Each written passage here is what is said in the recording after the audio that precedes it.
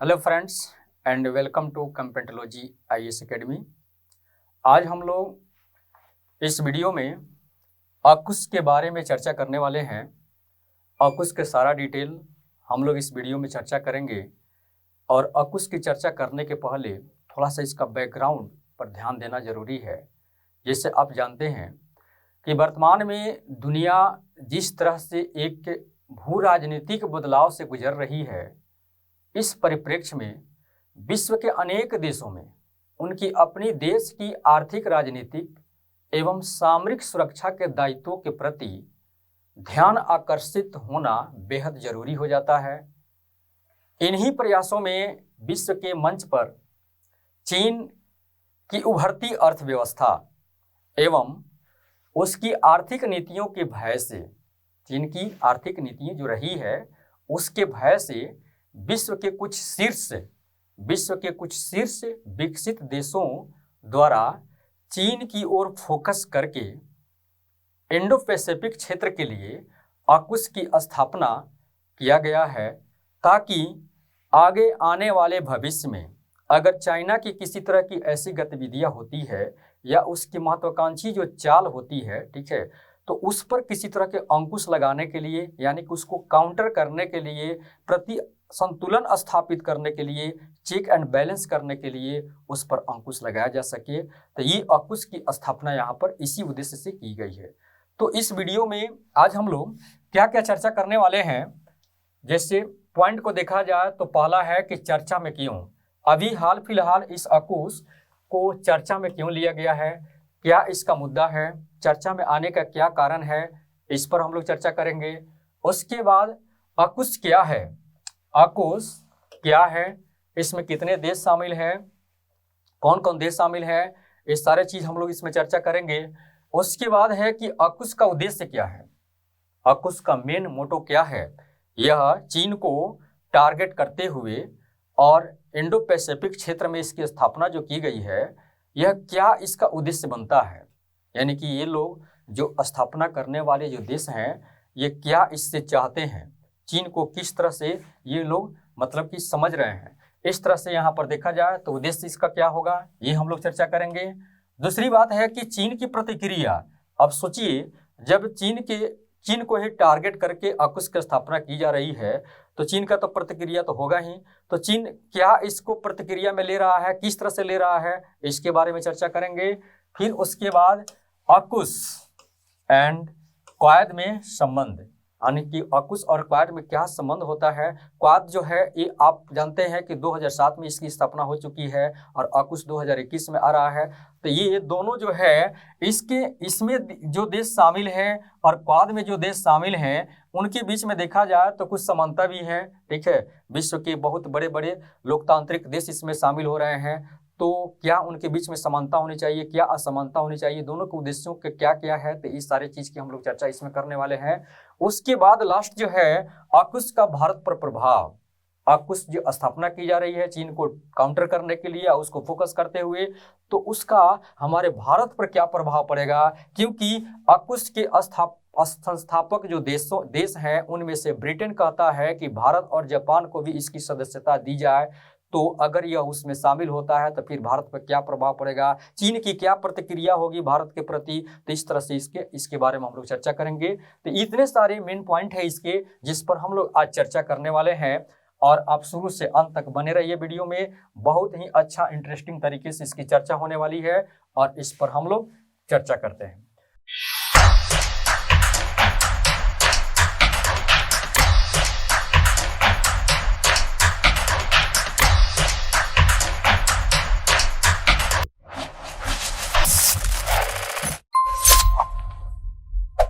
जैसे पहला है टॉपिक कि चर्चा में क्यों, AUKUS जो है यह चर्चा में क्यों है। आप देख रहे हैं कि AUKUS की जो स्थापना हो रही है वह चर्चा में हाल फिलहाल देखा जाए तो तीन देशों के बीच यह क्या है, त्रिपक्षीय सुरक्षा समझौता है। किस तरह का सुरक्षा, त्रिपक्षीय सुरक्षा समझौता है तीन देशों के बीच। तीन देश कौन कौन शामिल होते हैं अगले पॉइंट में हम लोग करेंगे। और यह इस देशों की त्रिपक्षीय सुरक्षा समझौता के तहत क्या हो रहा है कि उद्देश्य क्या है कि नौसेना परमाणु प्रणोदन सूचना, क्या है, नौसेना परमाणु प्रणोदन सूचना को क्या करना है, अनुमति देने हेतु हस्ताक्षर किए गए हैं। यानी कि ये जो समझौता किया गया है, इस पर जो तीनों देशों का जो हस्ताक्षर किया गया है, उस हस्ताक्षर में क्या हुआ है, क्या यहाँ पर मतलब कि एक काम यहाँ पर देखा जा रहा है कि नौसेना परमाणु प्रणोदन सूचना जो है, यह जो है किसको देने की बात हो रही है, ऑस्ट्रेलिया को, जो इसमें शामिल ऑस्ट्रेलिया है उसको, इसको मतलब कि इसको टेक्नोलॉजी को देने की बात हो रही है। किनके द्वारा देने की बात हो रही है, तो ब्रिटेन और अमेरिका, ये दो जो विश्व के विकसित देश हैं, इनके द्वारा यानी कि इस तरह की सूचना ऑस्ट्रेलिया को दिए जाने की बात हो रही है, ताकि ऑस्ट्रेलिया में भी परमाणु संचालित पनडुब्बी का निर्माण किया जा सके और इंडो पैसिफिक क्षेत्र पर इसका फोकस किया जा सके, उसी के लिए उसको बनाया जा सके, ताकि चाइना को फोकस किया जा सके, उसको काउंटर किया जा सके, आगे भविष्य में उसको प्रति संतुलन स्थापित किया जा सके उसके ऊपर। तो ये हम लोग चर्चा में देखते हैं। उसके बाद है कि AUKUS क्या है। AUKUS क्या है, 15 सितंबर 2021 में इसकी स्थापना होती है और खास करके देखा जाए तो चीन को फोकस करते हुए इंडो पैसिफिक क्षेत्र जो है, हिंद प्रशांत क्षेत्र जो है, उसी में इसकी स्थापना होती, उसी के लिए इसकी स्थापना होती है। फिर इसमें देखा जाए तो इंडो पैसिफिक, जैसे अभी हमने चर्चा किया, इंडो पैसिफिक यानी कि हिंद प्रशांत क्षेत्र के लिए इसकी स्थापना की जा रही है। और इसमें AUKUS में 3 देशों शामिल होते हैं। 3 देश कौन कौन शामिल होते हैं, तो आप AUKUS के नाम में ही 3 देश वहां पर पाएंगे। AUKUS के जो एक लेटर है ए, पहला ए से क्या होगा, ऑस्ट्रेलिया, इसमें ऑस्ट्रेलिया शामिल है। फिर उसके बाद यूके का मतलब है यूनाइटेड किंगडम, और यूनाइटेड किंगडम में देखा जाए तो ब्रिटेन इसमें शामिल है, यूनाइटेड किंगडम का ब्रिटेन शामिल है। उसके बाद तीसरा जो देश हो जाता है यूएस, यानी कि यूनाइटेड स्टेट जिसको हम लोग बोलचाल की भाषा में अमेरिका कहते हैं, ये देश शामिल, यानी कि 3 देश कौन कौन, यानी कि ऑस्ट्रेलिया, ब्रिटेन और अमेरिका, ये 3 देश इसमें शामिल होते हैं। और इन्हीं तीनों देशों की त्रिपक्षीय समझौता होती है, और यह सुरक्षा समझौता, इसको एक तरह से कहा जा सकता है कि सुरक्षा समझौता है। और उसके बाद है कि 2 विकसित देशों द्वारा, यानी कि इन 3 त्रिपक्षीय सुरक्षा समझौता में जो 3 देश शामिल है, उनमें से 2 विकसित देशों द्वारा, 2 विकसित देश कौन कौन हो जाएंगे, यानी कि ब्रिटेन हो जाएगा, ब्रिटेन और अमेरिका,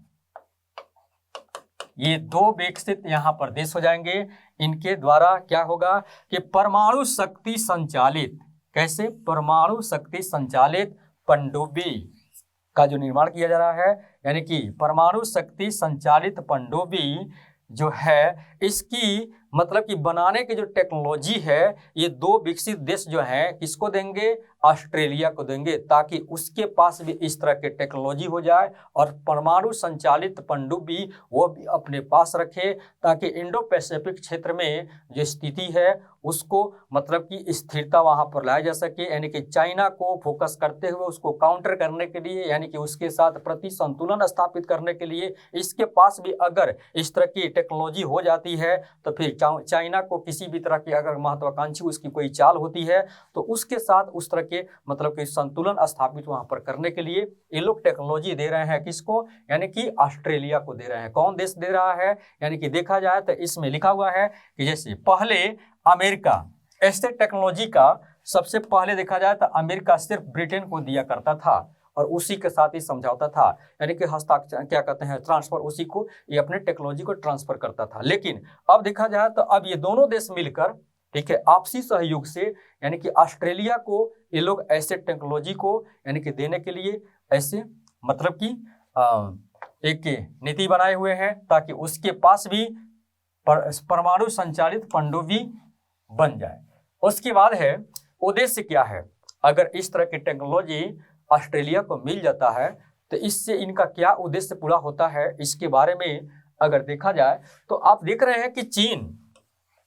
एक क्या है, साम्राज्यवादी नीति उसकी होती है। चीन की क्या है, साम्राज्यवादी नीति है, यानी कि चीन जिस साम्राज्यवादी नीति के तहत उसकी विदेश नीति तैयार होती है, और इस साम्राज्यवादी नीति में देखा जाए तो यह भारत को जिस तरह से चारों तरफ से घेर रहा है, जैसे घिरने का सेंस यहाँ कहने का मतलब है कि पाकिस्तान में ग्वादर बंदरगाह को जिस तरह से डेवलप किया, फिर वहाँ पर सीपेक परियोजना को जिस तरह से लाया, इस परियोजना को देखते हुए आगे अगर ये परियोजना तैयार हो जाती है तो फिर इसका क्या नकारात्मक प्रभाव हमारे भारत पर पड़ेगा, या चाइना का जो एक कंसेप्ट है यानी कि बेल्ट एंड रोड इनिशिएटिव, ये जो कंसेप्ट है इसके तहत जिस तरह से एक रोड का जाल बिछा रहा है, और आप देख रहे हैं कि इस तरह से यानी कि आगे बढ़ते हुए यानी कि इसको एक महत्वाकांक्षी चाल को देखते हुए, साम्राज्यवादी नीति को देखते हुए जिस तरह से यूएस यानी कि अमेरिका और ब्रिटेन इससे डरे हुए हैं, तो इससे डर को खत्म करने के लिए ये लोग क्या कर रहे हैं, उसके साथ मतलब कि आगे भविष्य में कोई ऐसा तनाव उत्पन्न ना हो, उसके साथ किसी तरह की ऐसी समस्या खड़ी ना करे कि विश्व के बाकी सब देशों के साथ साथ उनको भी इस समस्या में आना पड़े, तो उसके लिए प्रति संतुलन स्थापित करने के लिए फोकस यानी कि चाइना को फोकस करते हुए इंडो पैसिफिक क्षेत्र में AUKUS की स्थापना करते हैं। ठीक है, और इसमें ये भी देखा जा रहा है कि ब्रिटेन के रक्षा चयन समिति के अध्यक्ष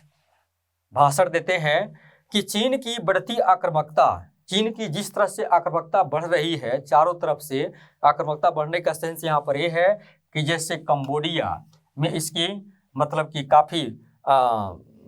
दबदबा बढ़ गया है, म्यांमार पर भी इसका इस तरह से हो गया है, पाकिस्तान में जिस तरह से यह अपनी परियोजनाओं को विकसित कर रहा है, इस तरह से पाकिस्तान में भी इसकी जिस तरह से अपनी एक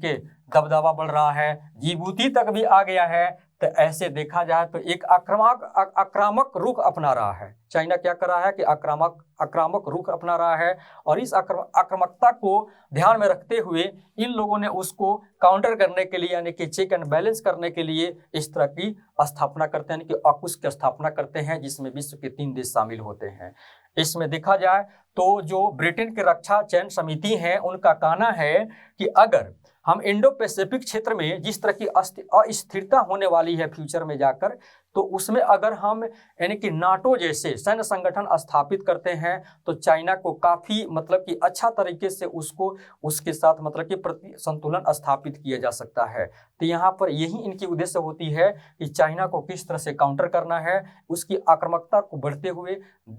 हुए इनकी ध्यान इस तरह के नाटो जैसे सैन्य संगठन की यहाँ पर बनाने की बात हो रही है, ताकि चाइना को चेक एंड बैलेंस किया जा सके। तो इसकी यही मेन मोटो होता है, उद्देश्य होता है विश्व के विकसित देशों यानी कि 3 विकसित देशों के द्वारा। आगे है AUKUS एंड क्वाड में संबंध।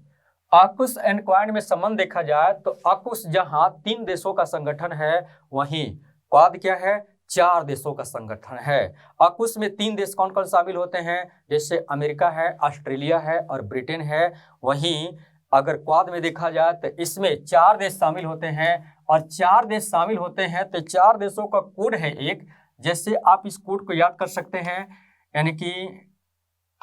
BAAJ,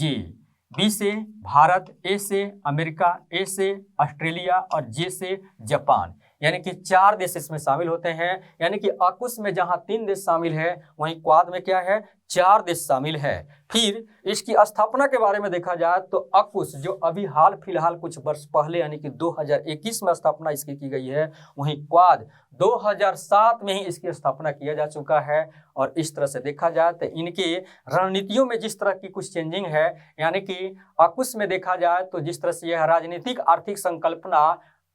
संकल्पना के तहत इसको बनाया गया है, यानी कि इसकी सीमित एक मकसद है, जहां पर इसकी सीमित मकसद होती है, वहीं पर देखा जाए तो यह यानी कि क्वाड क्या है, यह एक सैन्य एवं आर्थिक राजनीतिक मंच होता है, जहां पर इसकी संभावना बहुत व्यापक होती है। इस तरह से देखा जाए, अगर अगले पॉइंट में देखें तो AUKUS और क्वाड में संबंधों में, तो AUKUS जहां देखा जाए कि इसके जरिए भविष्य में दूरगामी लाभ होने की गुंजाइश बहुत कम है, लेकिन क्वाड में देखा जाए तो इसमें भविष्य में बहुत बड़ा ही यानी कि व्यापक रूप से यहाँ दूरगामी लाभ होने की यहाँ पर गुंजाइश होती है। क्योंकि क्वाड के उद्देश्यों को देखा जाए कि उसके उद्देश्य क्या है, तो इसी में इसकी बहुत बड़ा यानी कि व्यापक प्लान यहाँ पर दिखता है। जैसे अगर देखा जाए इसका उद्देश्य, तो यहाँ पे उद्देश्य क्या है कि व्यापार, रक्षा, सुरक्षा को मजबूत करना, यानी कि इंडो पैसिफिक क्षेत्र में क्वाड का क्या उद्देश्य है कि वहाँ व्यापार, रक्षा और सुरक्षा को मजबूत करना तथा